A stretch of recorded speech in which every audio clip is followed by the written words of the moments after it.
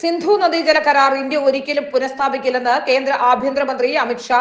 കരാറിലെ നിബന്ധനകൾ ലംഘിച്ച പാകിസ്ഥാൻ വെള്ളം കിട്ടാതെ വലയുമെന്നും പാകിസ്ഥാനിലേക്ക് ഒഴുകിയിരുന്ന വെള്ളം കനാൽ നിർമ്മിച്ച രാജസ്ഥാനിലേക്ക് കൊണ്ടുപോകുമെന്നും അമിത്ഷാ പറഞ്ഞു. ടൈംസ് ഓഫ് ഇന്ത്യക്ക് നൽകിയ അഭിമുഖത്തിലാണ് കേന്ദ്ര ആഭ്യന്തരമന്ത്രി നിലപാട് വ്യക്തമാക്കിയത്. ഭീകരാക്രമണത്തിൽ കശ്മീരിലെ 26 സാധാരണക്കാർ കൊല്ലപ്പെട്ടതിനെ തുടർന്ന് സിന്ധു നദീതട സംവിധാനത്തിലെ ഉപയോഗം നിയന്ത്രിക്കുന്ന 1960 കരാറിൽ ഇന്ത്യ പങ്കാളിത്തം നിർത്തിവെച്ചു. ഈ ഉടമ്പടി ഇന്ത്യയിൽ ഉത്ഭവിക്കുന്ന 3 നദികളിൽ നിന്ന് പാകിസ്ഥാനിലെ 80% ജനങ്ങൾക്കും കൃഷിക്കും ആവശ്യമായതടക്കം ജലലഭ്യത ഉറപ്പു നൽകിയിരുന്നു. ഇതാണ് പഹൽഗാം ആക്രമണത്തോടെ ഇന്ത്യ റദ്ദാക്കിയത്. കരാർ ഒരു കാരണവശാലും പുനഃസ്ഥാപിക്കില്ലെന്ന് ഇപ്പോൾ അമിത്ഷാ ആവർത്തിക്കുന്നു. ഇന്ത്യക്ക് ആവശ്യപ്പെട്ട ജലം നമ്മൾ ഉപയോഗിക്കുമെന്നും അമിത്ഷാ പറഞ്ഞു. പാകിസ്ഥാനിലേക്ക് ഒഴുകിയിരുന്ന വെള്ളം കനാൽ നിർമ്മിച്ച രാജസ്ഥാനിലേക്ക് കൊണ്ടുപോകും. അന്യായമായി ലഭിച്ചിരുന്ന വെള്ളം തുടർന്ന് ലഭിക്കാതെ പാകിസ്ഥാൻ വലയുമെന്നും അമിത്ഷാ വ്യക്തമാക്കുന്നു.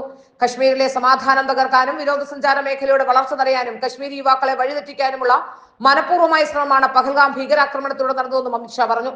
പാകിസ്ഥാൻ എന്ത് ചെയ്യാൻ തയ്യാറായാലും ഒട്ടും വൈകാതെ അതിനെതിരെ ശക്തമായ നടപടിയെടുക്കാൻ ഇന്ത്യ മടിക്കില്ലെന്നും അമിത്ഷാ വ്യക്തമാക്കുന്നു.